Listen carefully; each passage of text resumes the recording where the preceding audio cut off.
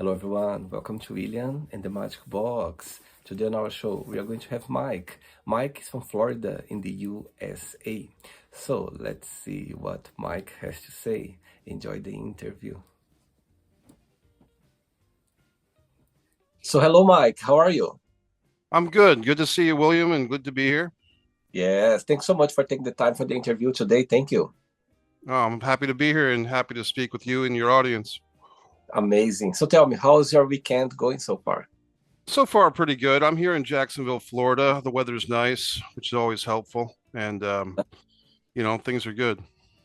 So tell me what has been the highlight of your weekend so far? So far, it's this. I would actually say that, although I did watch a pretty good Ultimate Fighting Championship show last night. There was Wow, some good fights for the fight fans, but no, I've been looking forward to this interview, and here we are. I did sell some art. That's one of the things I do, William, is I sell art um, basically outside of shops. So this is an example of my work for the people on YouTube watching. And this is what I did yesterday afternoon. There's a place amazing. here. Thank you. Place here called the Vintage Exchange, which allows me to go and sell artwork that I create.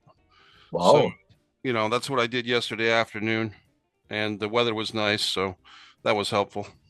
wow, amazing. So tell me where you're from, Mike.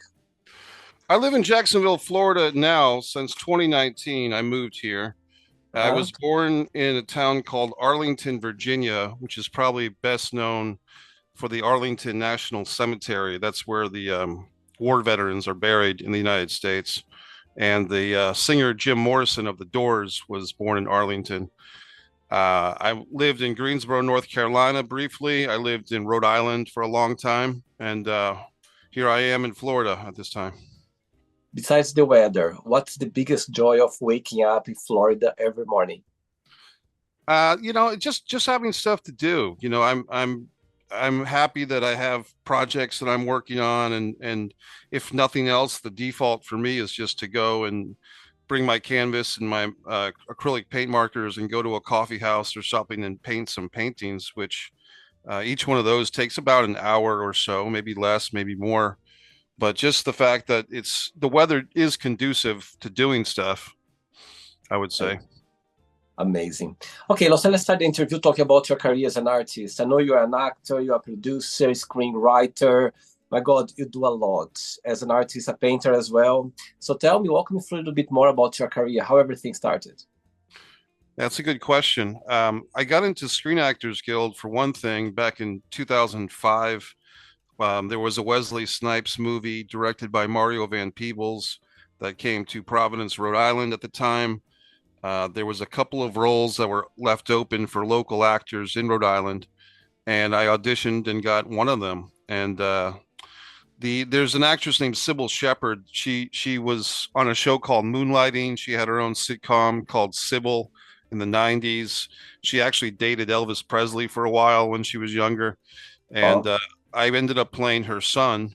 And she actually chose me to play her son because the director, Mario Van Peebles, was kind of stumped because he had two different guys, myself and somebody else, that he couldn't choose from. And he allowed Sybil to watch the audition tapes, and she went with me. So um, wow. that was how I got started as an actor professionally. Of course, there's more to it than that. There's taking classes, and in in college, me and a friend of mine named George Lamastro got together, and we made a 90-minute film together, which took us about a year and a half. And this was really at the beginning of digital video, mini DV tapes, the Canon. I think it was called the Canon X1000 or something. These are cameras that are way outdated at this point, but back then it was like pretty revolutionary to be able to film something that looked pretty decent for a modicum budget. And that was a big deal too, because that was the first time I collaborated with someone in order to make a movie that took a bit of time to make. I had made things on VHS tapes and stuff like that for a couple of days, but to spend a year and a half making a bigger project, that was a big Wow. commitment. And there was nobody funding us, nobody paying us, nobody really supporting us besides ourselves. So for me and George to get together and go to war with the creative battle was a big deal. Wow. I love the story about the actress who chose you for the to play her son. Oh my God! Imagine the pressure on your shoulders for you to be able to do that. Imagine the privilege as well for you to be able to be chosen by her. That's amazing. Yeah, it was a big compliment, and there was a moment after we were wrapped, which that's a film industry term for when an actor is done with his part. And the director of the movie, Mario Van Peebles, took me and Sybil Shepherd aside. So there's only three of us in this little conversation. And he basically said, "That was great. That was magic. And I want, it's all because of her." And he pointed out to Sybil, meaning that she did, in fact, choose me to play the role. And I had heard that from other people, but to have Mario kind of confirm that and for him to, give her the gracious nod was really a classy act on his part. And of course, I'm very thankful to her too. Amazing. Very good. Okay, Mike. So during the interview, I'm going to explore a bit more about your life and also about your journey. Okay. Sounds good. Are you ready to go on a beautiful journey through your memories in life and share your point of views? Yeah, let's do it. Amazing. Welcome to William and the Magic Box. So I have here my best friend.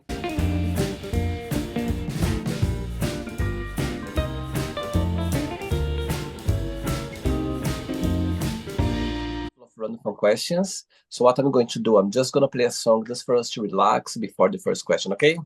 Sounds good. Let's do it.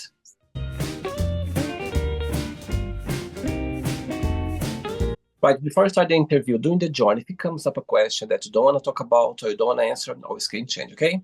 Sounds good. Amazing. First question is, how do you describe a perfect, healthy relationship? Wow. Yeah, I don't know if you mean romantically or just like a friend relationship or family. Romantically. Yeah, that's a good question because I haven't been in one in a while, so especially a healthy one. So I mean, I think communication would be probably the top thing. Compatibility is obvious.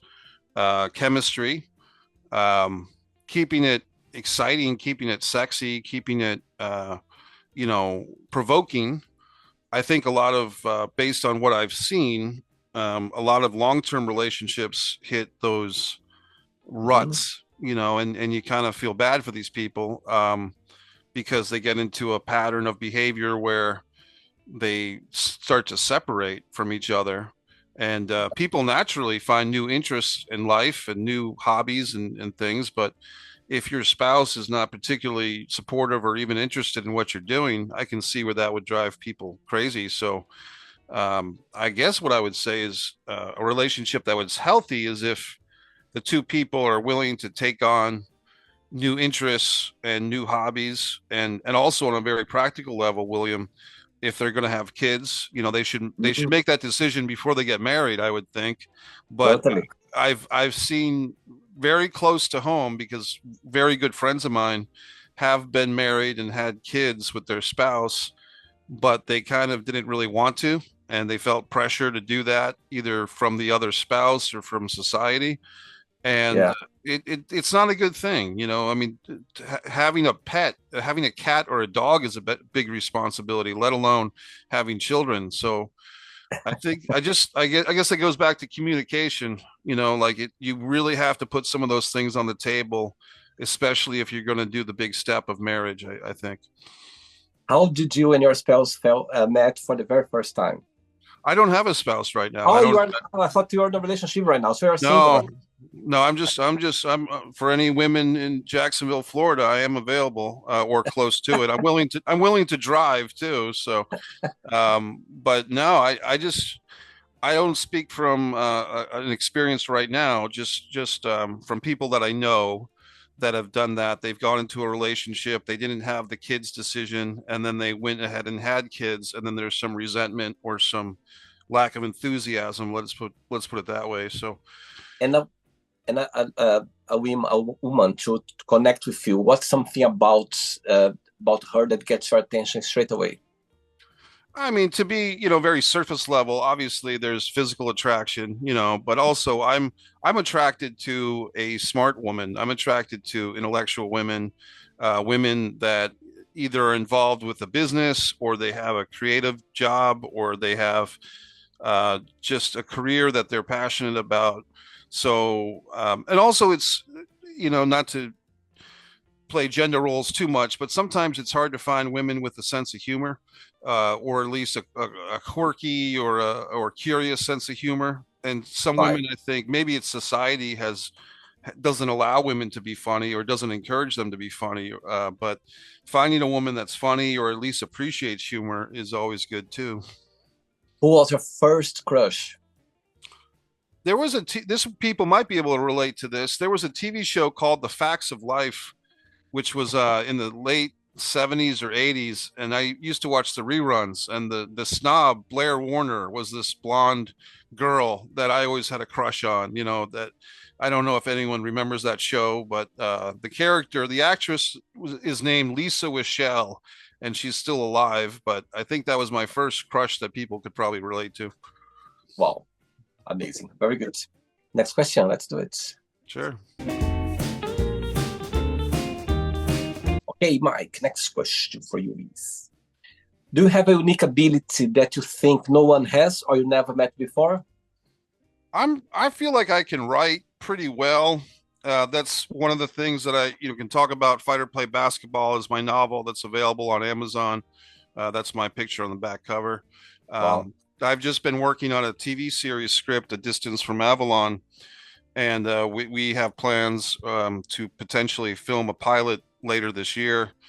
Me and my friend Jason Hoff, that is, and I feel that I can write a quality script rather quickly, and I think there's a lot of people that can write a script quickly, and there's a lot of people that can write a quality script with time. I think I'm pretty good about combining those two categories, quickly and quality. Wow. More time is always better than less time for writing, but I think I'm pretty good with writing something decent fairly quickly. What's the biggest joy of being Mike? What do you like the most about being you? That's a good question. Right now I'm pretty joyful that during the winter months here in Florida, I'm able to go outside and swim in the cold water, and nobody else really seems to have an interest in doing that. I live in an apartment complex that has an outdoor pool. Wow. The pool is not heated, and in the winter in Florida, it'll still get pretty cold. It'll get to like the 30s or the 40s or the 50s, and everybody else is kind of hibernating, but I'm going right into that cold pool. So I mean, for me, I'm very grateful that I live, in a state where you can do something like that, where there's a lot of pools for people. And I'm also grateful that nobody else seems to have an interest in going in there when it's cold, but I do. And what will be the title of your memoir one day? He tried. That's a good one. I love that. I love that. And why this title? I think there's a lot of things that I've tried to do that I haven't fully accomplished. And I watched one of your previous shows with the screenwriter. I watched it just yesterday actually, and he talked about it too, which is, as a screenwriter, your prior guest had written a script, had written several that were made and didn't come out the way he wanted them to. And it's with this, if you're a screenwriter that doesn't direct or produce your own material, typically you're either frustrated that your great script has not been made, or you're frustrated that somebody took your great script and corrupted it and made it into a horrible movie. Oh, So that's painful. Someone to do that. That's not nice. Oh no. no, I didn't tough. think about that actually. I never thought about that. That someone can use that and take the idea. I never kind of thought about that. It's correct actually. It's really bad. And for whatever reason, the film industry, although it needs writers because somebody's got to come up with this stuff, unless, and that's why the writers are fighting against AI at these times. But the film industry, if anyone ever saw the movie Barton Fink, where the screenwriter gets abused throughout the film, maybe Wow. that's why the film industry abuses writers. It just occurred to me because they need them. So if they abuse the writers and mistreat them and undercut them, and then they can get away with more. Maybe that's part of it, but I really related to your prior guest because I've had experiences where I've written stuff and other people directed it and it didn't come out the way I wanted it to. But more significantly, I've written about 10 screenplays that I think are really good, and they haven't been made. So it's frustrating. It's a frustrating thing. I see. All right. Next question. Let's do it. Right. So before the next question, let's talk about your career. So for you be able to do different things in the movie industry. So what do you like the most about it? What's something that for you brings the biggest joy for you to be able to do that, to be part of it? The biggest joy is, I think, for me, the feeling of accomplishment, or the feeling of getting something done is, Mm-hmm. is a big joy. And that feeling, I can get that feeling by writing a big script, which might take months or years or whatever, or writing, the novel, or anything. But I have found that a quicker rush is the artwork, because the artwork happens much quicker than that. So I think for me, the greatest joy is just getting things done. Wow.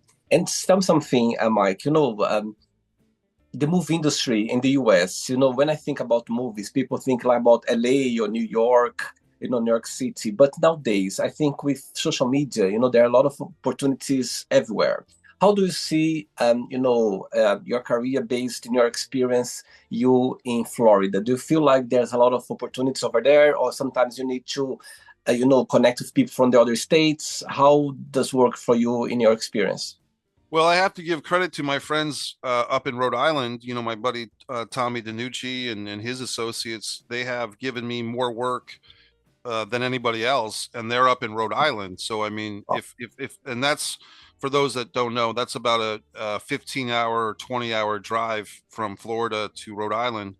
right. And when they offer me work, I take it, but that means I have to get myself up there. I have to Mhm. get in the car and drive up, and I'll spend 2 or 3 days on the road to get up there to work. And by doing the math, I'm not really coming ahead financially, but I am getting more credits to my name in the Totally. film and getting better experiences. Florida, to be honest, is not great for film and TV. There is some stuff going on. The biggest issue that we have here in the USA for places like Rhode Island and stuff, they have tax credits, which is like, a government, you have to pay your taxes, but these films, it's kind of complicated, but the tax credits encourage the states that have it are getting more film work than other states. Like Georgia gets a lot of film work. Georgia's one state above Florida. They get a lot of work because they have the tax credits. Florida does not have a statewide tax credit. Right. So that's the difference. I see. Okay. Next question is, if you could sit down with your 13-year-old self, what would you say? Well, that would be a tough time. I'd probably tell my 13-year-old self to just hang in there, and because that's the age where my parents got divorced, was when I Mhm. was 13. So that was a really there was other things beyond that, but that was a tough time for me. So the 13-year-old self was in for a couple of bad years, and so I don't know if I could have, you know, done anything. As a 13-year-old, you're really not, me or you or anybody is not in a position to really control the narrative, so to speak. You kind of just have to go along with what's going on. So that would have been a tough one. That's a tough one. And which person in your life right now you feel more close to or more connected with at the moment? As for, well, my unfortunately, William, my mother and father have passed away. Mhm. They were divorced for a long time. They both died about 6 or 7 years ago, which was kind of odd because they really didn't get along very well. And then they ended up, being divorced for a long time and then dying within several months of each other.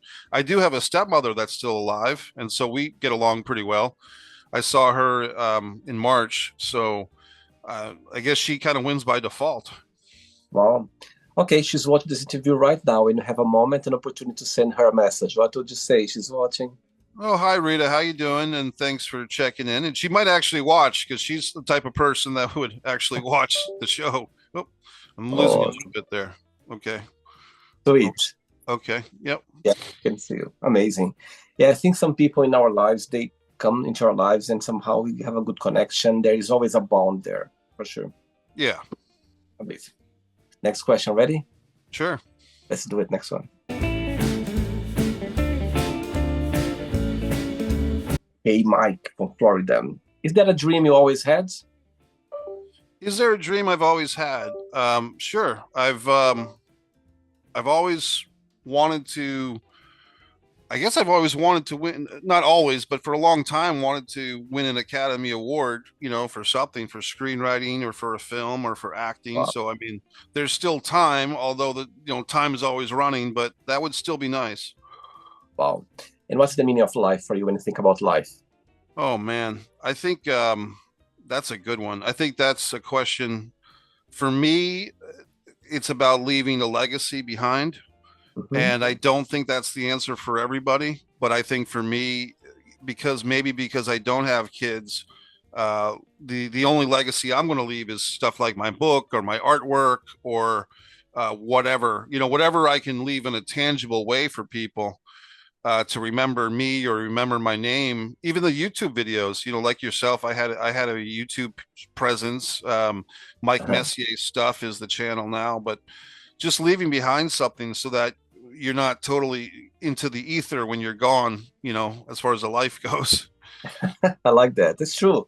Sometimes, when I think your art's always gonna be there. You know what I mean? That's the beauty about being an artist because your legacy is gonna be based on your arts. And people imagine 100 years, people look in your arts and go like, "My God, look at this piece of art right now."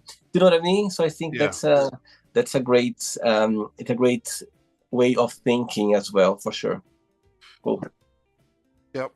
3 questions left. Let's do it. Okay. Okay, before the next question, let's do a little game. Let's pretend that you have in your hands the biggest budget, yeah? Oh And yeah. it's gonna be you're gonna put together a project where you're gonna be on it as well, okay? And in this project, you can cast anyone to play your mom, any other to play your dad at the same time. This a romantic lover, love interest Sure. person, and a big director or a producer to help you to put all together. So tell me those names. I probably stick with Tarantino for the direction because Wow.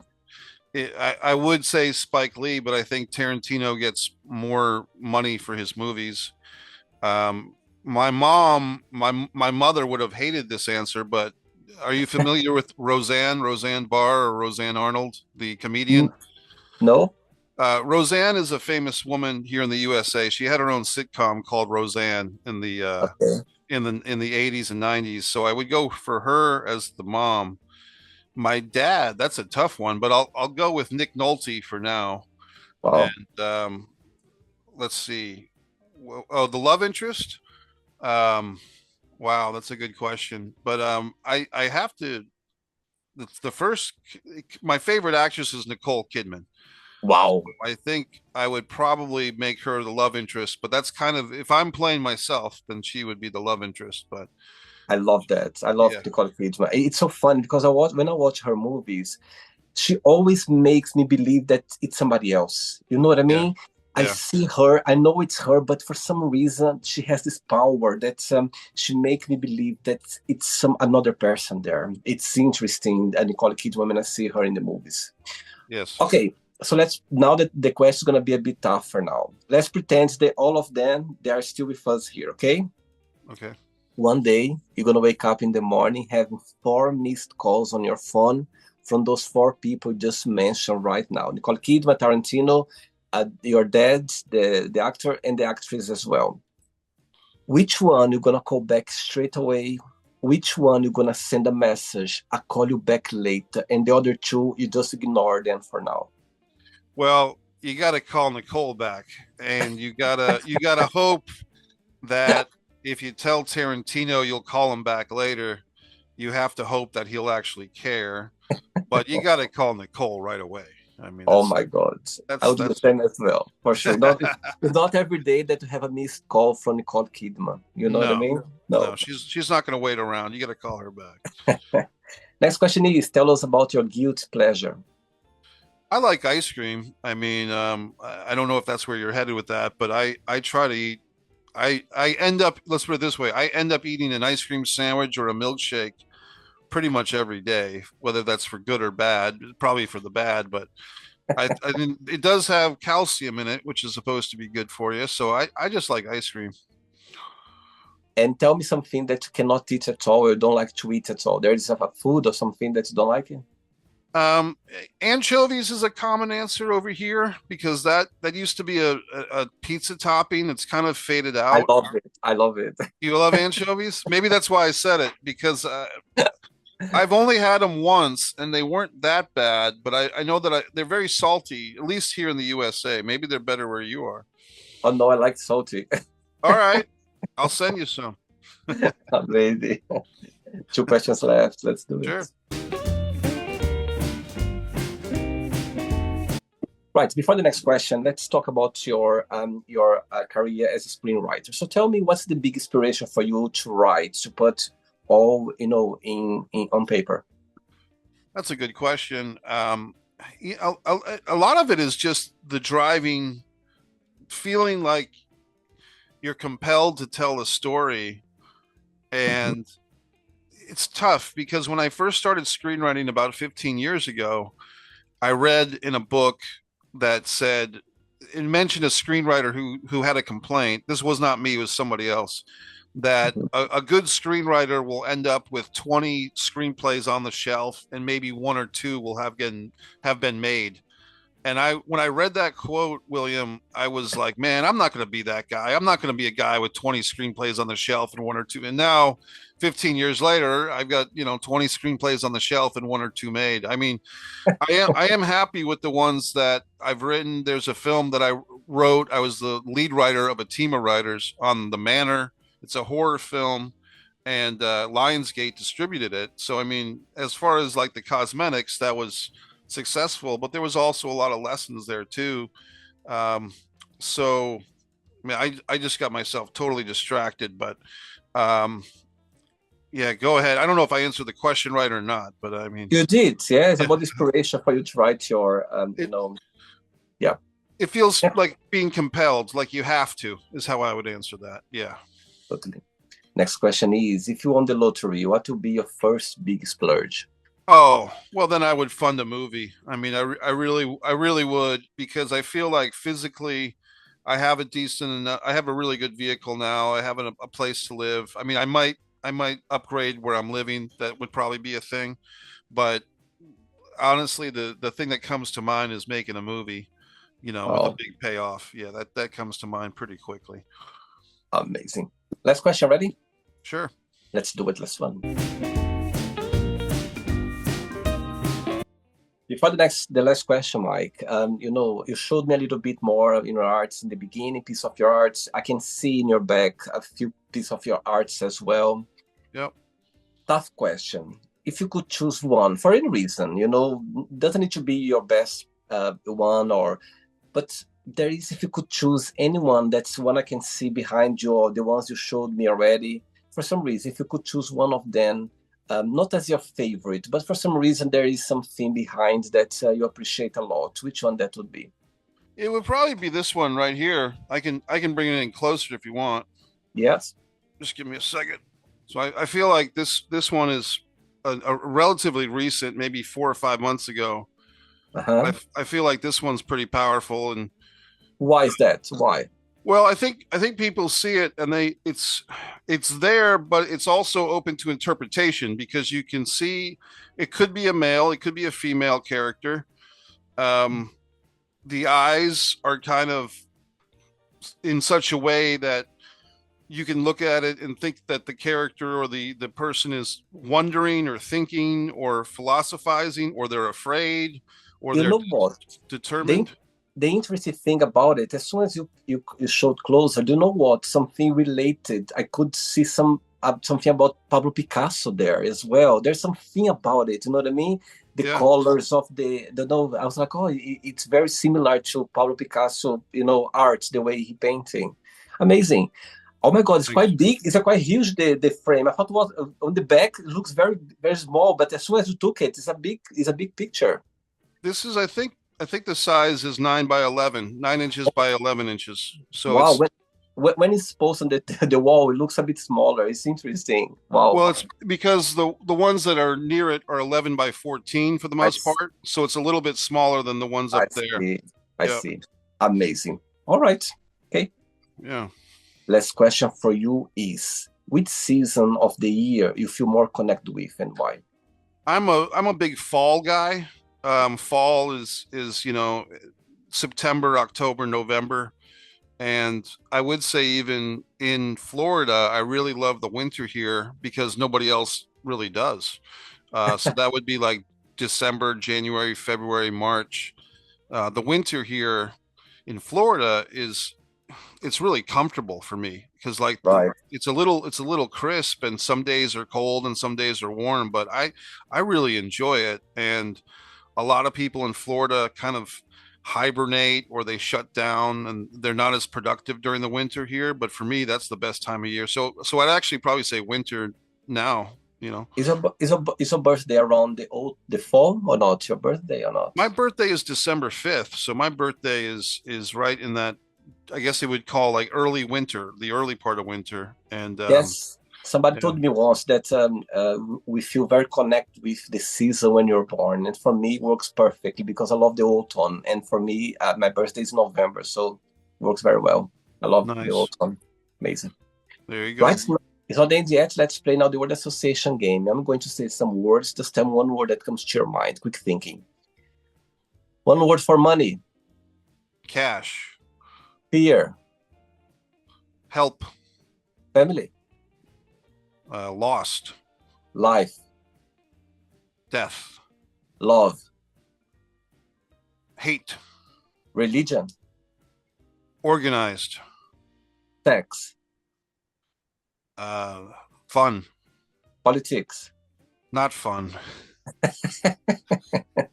Two words. Friendship. Friendship. Important, Desire. necessary, Regret. a lot, Success. hoping it comes, Wish. full thinking, Happiness. elusive, One word for Florida. warm. I knew you'd say that. For some reason, I knew it. It's what's funny, William, is that the people here, in my experience at least, are warmer as far as the personalities, and I really do think it's connected to the weather. And I think when you're in a warmer environment, at least a good portion of the year, it's Yeah. easier to be in a better mood, So and that's just my experience. Other people will see things differently. I'm from Brazil, and in Brazil, where I'm from, it's very hot as well. And actually, a few years ago, I was working for Disney Cruise Line, and I was based in Port Canaveral, in Florida. Yes. And I remember arriving there, I was like, oh my God, I feel like in Brazil right now. It was so hot. I was like, wow, and it brings some people this, you're right, bring some happiness, bring some smile. There's something about the weather for sure. Yeah, I've never been to Brazil, but I would like to go. And I mean that's where, speaking of UFC, Royce Gracie and the whole family and UFC, MMA, mixed martial arts, was born in Brazil, and the beaches and the women, everything is supposed to be really nice there. So, you One know, word for USA, turmoil, one word for screenwriter. frustrating, And the last one now, acting, one word. hard. Amazing. Let's pretend now I'm going to meet your best friend for a coffee and I'm going to ask your best friend. Define Mike in one positive and one negative word only. What your best friend would say about you. Probably creative is the best thing, and then unfulfilled or scattered would be the worst thing. Okay. Let's play now Mike in the magic box and you can ask me a question. But before that, let's play the music one more time. Let's do it. You have your magic box in your hand, yeah? Yes, I do. I Before do you have. ask, Yep. yeah, say, go on. No, the question I have for you is, William, if you could live in any place and most importantly, a different time in history, not in the future and not in the present, but strictly in the past, and you have to go back at least 5 years, but you could go back 1,000 years or more if you want. But I you have to love. choose a place and a time. It could be anywhere in the world, but any time in the past. Where are you taking yourself? Where are you going to be? I love your question, and I must say that I had here over 1,000 interviews on the show, and nobody asked me this question. But wow, amazing! I love your question. I have the answer straight away. I would love to be in the 80s in New York City. Oh, I that sounds good. think, oh my God, I grew up in the 80s back in Brazil. I would love to have my age right now, and to be in New York City during the 80s. You know what I mean? I think I would have this vibe. I would enjoy this vibe of the city. I think the 80s was explosion of colors, of culture, of music, of artists. I think, in my view, of course, 70, 60, they were the same. But for me, the 80s was an explosion of everything. People, they were, exploring themselves through arts, through sex, through everything. And I think for me to be able to be in New York City during this time would be like, wow. Would be a bit dangerous as well, because I think maybe I would lose myself a little bit, but I would enjoy to be there. Well, now, I mean, what I thought of immediately was, was it Studio 54? And Me too. Me too. I thought yeah, about it as well. Yeah. Imagine and being there. Madonna was coming up at that time in New York City, and Andy Yeah. Warhol. Andy Warhol was like the king of the prom, and you had, Imagine. yeah, and I also think a big important. I always think of Deborah Harry and Blondie, the band with Yeah. Rapture and all their good. So I think I can see you doing that. I can see you being there and having a great time. My God, I would be literally, I think if I had the superpower to go back in time for at least for a weekend, during that time, I would make the most of it. I wouldn't sleep for 3 days. That's awesome. I think that's great. I can totally see that happening. Amazing. Did you enjoy the interview, Mike? I had a great time. I'm glad that we did this. I'm glad you invited me, and we also very thankful that we made this happen very quickly. I think you just contacted me. I want Yeah, to say on Thursday or Friday, right? And here, absolutely. and to your audience, MikeMessier.com is my website. Amazon has Fighter Play Basketball.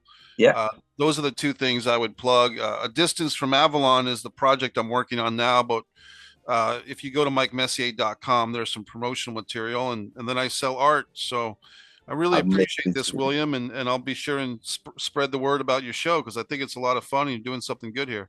Thanks again. Thanks again, Mike. Thanks again for taking the time for the interview, and thanks for sharing your art. I love to see artist people here, expressing their art, showing their passion. I think it's amazing. So carry on. I just hope one day I can come and see one of your arts in person. And for sure we are connected now. So appreciate your time.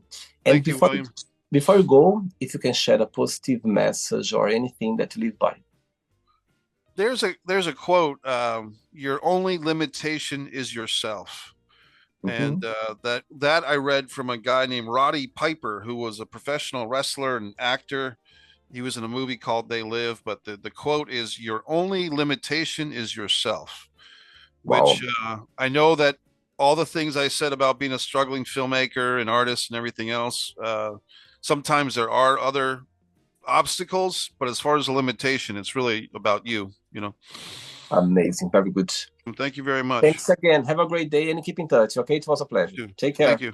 Bye. Bye-bye. Bye. So, did you like the show? Don't forget to give a like, share it, and also don't forget to subscribe to the channel. And if you'd like to be part of the show as well, first, subscribe to our channel, and after that, just go to our website, www.williamandthemagicbox.com, and send us a request saying why you'd like to be part of the show. And I see you there. Bye-bye. See you next time.